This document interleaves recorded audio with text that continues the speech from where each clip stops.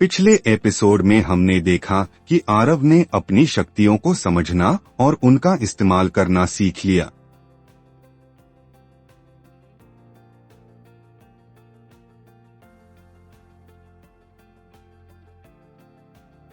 वहीं दूसरी ओर विरोध की बैकस्टोरी सामने आई। कैसे उसे ऑर्ब मिला, वो अमर बना और आधुनिक विज्ञान में महारत हासिल की।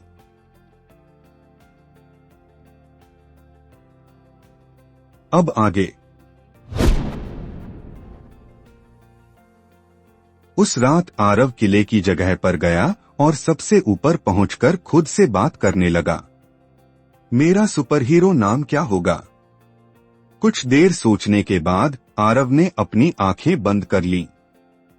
शिवाजी महाराज की झलकियां, बिजली की चमक और वह रहस्यमयी ऑर्ब उसकी आंखों के सामने आने लगे।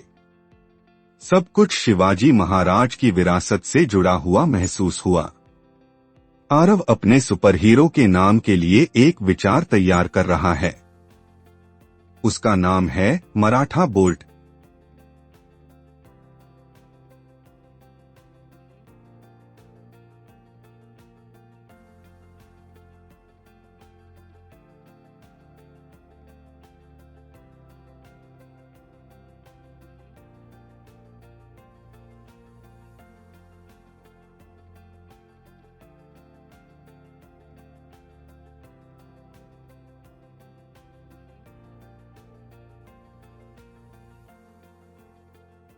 अगले दिन जब आरव कॉलेज जा रहा था, अचानक नदी किनारे एक चीख गूंजी।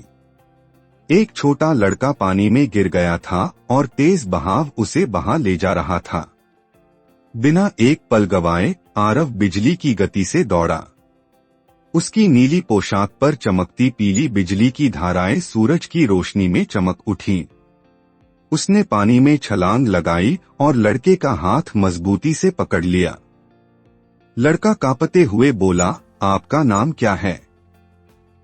आरव ने गहरी आवाज में कहा, मराठा बोल्ट।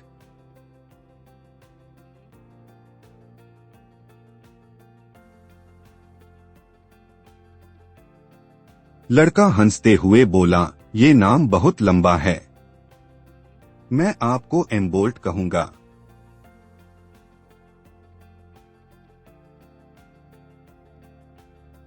उस दिन की यह घटना गांव में आग की तरह फैल गई। एम्बोल्ट नाम का रहस्यमयी हीरो नदी से एक बच्चे को बचा गया। दूसरी ओर डॉक्टर विरोडे अपनी खतरनाक योजना को अंजाम देने के लिए तैयार था। उसका लक्ष्य स्पष्ट था, आरव के गांव पहुंचकर उस रहस्यमयी ऑर्ब को हासिल करना। यह ऑर्ब मेरी शक्ति को कई गुना बढ़ा देगा, उसने सोचा। अपनी अलौकिक शक्ति का उपयोग करते हुए उसने जमीन से उड़ान भरी। उसके चारों ओर ऊर्जा की लपटें चमक रही थीं और वह आसमान को चीरता हुआ गांव की ओर बढ़ रहा था। नीचे फैली धरती पर सन्नाटा था, लेकिन ऊपर बादलों के बीच एक तूफान जन्म ले रहा था। तूफान जो आरव और डॉक्टर विरोडे की टक्कर का संकेत दे रहा था। अगली सुबह सूरज की पहली किरणों के साथ आरव तैयार हो गया। उसने अपनी माँ से कहा, मैं 2 दिन के वर्कशॉप कमिवेंट के लिए मुंबई जा रहा हूँ। उसी समय दूसरी ओर डॉक्टर विरोडे आरव के गांव पहुंच चुका था। उसने जल्दी से अपना बैग पैक किया, अंदर किताबें, नोट्स और कुछ जरूरी सामान रखा। दरवाजे से बाहर निकलते हुए उसने एक नजर घर पर डाली, फिर तेज कदमों से बस स्टॉप की ओर बढ़ गया। हवा में एक नई शुरुआत की हल्की सी गूंज थी, लेकिन आरव नहीं जानता था कि उसकी जिंदगी अब एक बड़े मोड़ पर पहुंचने वाली है। बस स्टॉप पर आरव अपने कॉलेज के दोस्तों के साथ मुंबई जाने की तैयारी में था। दोनों एक दूसरे से अनजान थे। एक नई शुरुआत की ओर बढ़ रहा था, दूसरा विनाश की योजना लेकर। उसका लक्ष्य स्पष्ट था, ऑर्ब को किसी भी कीमत पर हासिल करना। यह टकराव अब सिर्फ समय का इंतजार कर रहा था। 5 घंटे की लंबी यात्रा के बाद आरव अपने दोस्तों के साथ मुंबई पहुंच गया। अगले 2 दिनों तक उसने वर्कशॉप और इवेंट में हिस्सा लिया। सब कुछ सामान्य लग रहा था, लेकिन पहले दिन से ही एक अजनबी व्यक्ति उस पर नजर रख रहा था। आरव ने उसे नजरअंदाज किया, सोचते हुए कि यह बस संयोग है। 2 दिन बाद शाम के समय वही अजनबी उसके सामने आया।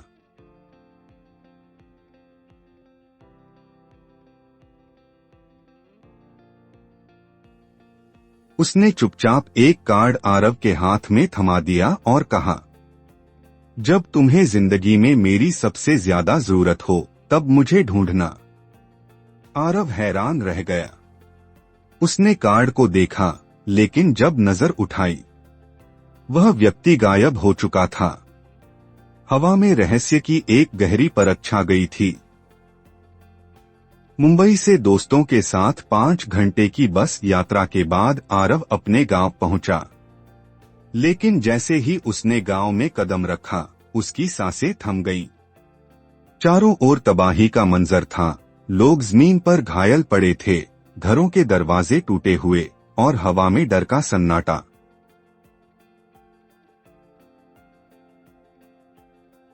आरव दौड़ते हुए एक चाय की दुकान पर पहुंचा और वहां बैठे एक व्यक्ति से पूछा, यहां क्या हुआ?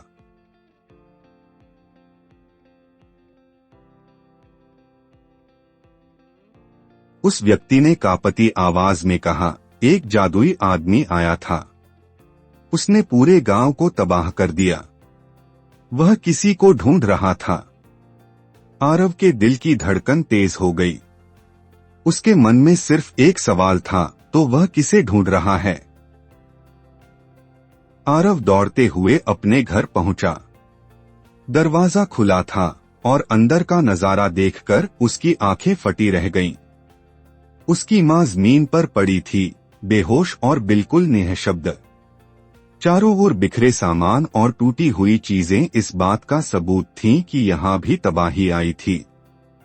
मां, आरव की आवाज कांप उठी। वह घुटनों के बल गिर पड़ा और अपनी मां को उठाने की कोशिश करने लगा। उसके मन में सवालों का तूफान था। क्या यह सब उस अजनबी का काम है जो मुंबई में मिला था? या कोई और है जो मुझे ढूंढ रहा है?